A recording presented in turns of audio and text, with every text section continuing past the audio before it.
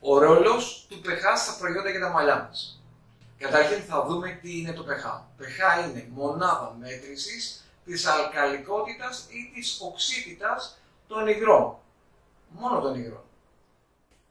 7 έχει θεωρηθεί το ουδέτερο pH και είναι το pH του νερού. Οτιδήποτε είναι πάνω από το 7 είναι αλκαλικό, οτιδήποτε είναι κάτω από το 7 είναι όξινο. Σημαντικό για τα μαλλιά μας να ξέρουμε ότι ένα προϊόν που έχει pH πάνω από 4,5 ανοίγει τα λέπια, κάτω από 4,5 κλείνει τα λέπια. Επίσης, το δέρμα μας έχει pH 5,5. Πάμε λοιπόν τώρα να δούμε πώς λειτουργούν τα pH μέσα σε μια θεραπεία με ένα παράδειγμα. Ξεκινώντας μια θεραπεία για τα μαλλιά, χρησιμοποιούμε το Detox, το οποίο είναι βαθύ καθαριστικό, αποτοξινώνει τα μαλλιά, αφαιρεί τα κατάλοιπα από σιλικόνες, από το styling, από το περιβάλλον και έχει pH 6,5. 6,5 σημαίνει ότι ανοίγει τα λέπια αρκετά για να κάνει βαθύ καθαρισμό. Μένει 20 λεπτά και ξεβγάζουμε. Έχει καθαρίσει πάρα πολύ καλά.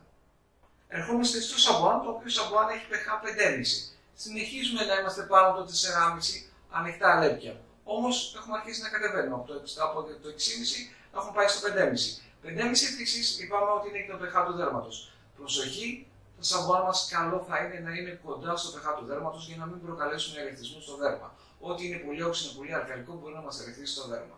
Τελειώνουμε με το σαμπουάν και πάμε σε μία μάσκα. Έχουμε επιλέξει να βάλουμε εδώ μία μάσκα για αναδόμηση. Αναδόμηση pH 2,6. Πολύ κάτω από το 4,5. Άρα κλείνουμε πάρα πολύ τα λέπια και τα σφραγίζουμε. Τι κάνουμε? Βάζουμε αμινοξέα, θρεπτικά συστατικά μέσα στην τρίχα και ταυτόχρονα σφραγίζουμε τα λέπια.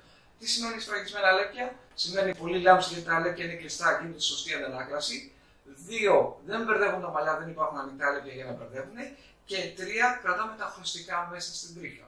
Τελειώνουμε, μπορούμε να βάλουμε ένα leave-in, ένα μαλακτικό, το οποίο δεν ξεβγάζεται, πάση στην περίπτωση μας εδώ είναι ένα βιολέ, το οποίο έχει pH 3,5, κρατάμε και αυτό το pH όξινο για να μην ανοίξουμε τα λέπια.